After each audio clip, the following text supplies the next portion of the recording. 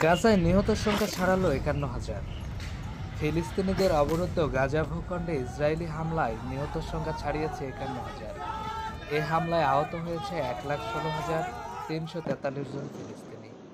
বুধবার এক প্রতিবেদনে এ তথ্য জানিয়েছে সংবাদ মাধ্যম আল জাজিরা। প্রতিবেদনে বলা হয়, মঙ্গলবার ভোর থেকে গাজা উপত্যকা জুড়ে ইসরায়েলি হামলায় কমপক্ষে আরও ২৩ জন নিহত হয়েছে, আহত হয়েছে অর্ধশতাধিক। গাজা স্বাস্থ্য মন্ত্রণালয় জানিয়েছে, গাজায় ইসরায়েলি অগ্রাসনের পর থেকে কমপক্ষে ৫১,০০০ ফিলিস্তিনি নিহত এবং ১,১৬,৩৪৩ জন আহত হয়েছেন।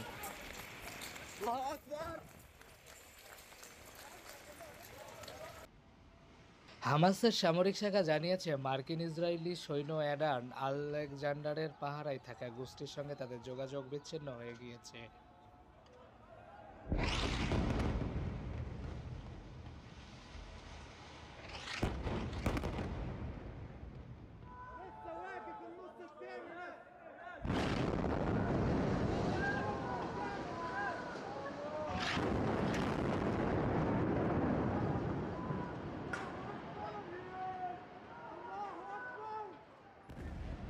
মূলত ওই বন্দীকে যেখানে রাখা হয়েছিল সেখানে ইসরায়েলি সরাসরি বোমাবর্ষণ শুরু করার পরে যোগাযোগ বিচ্ছিন্ন হয়ে যায়।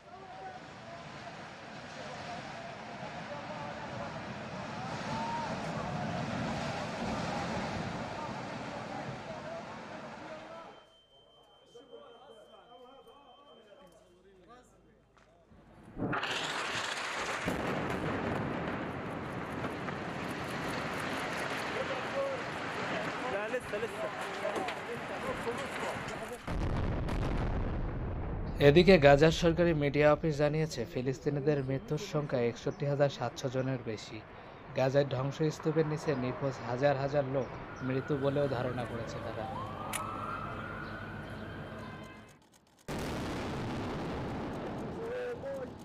আহিদ হাসান, প্রথম টিভি, ঢাকা। نزل يا عفو الله يا عفو الله يا عفو الله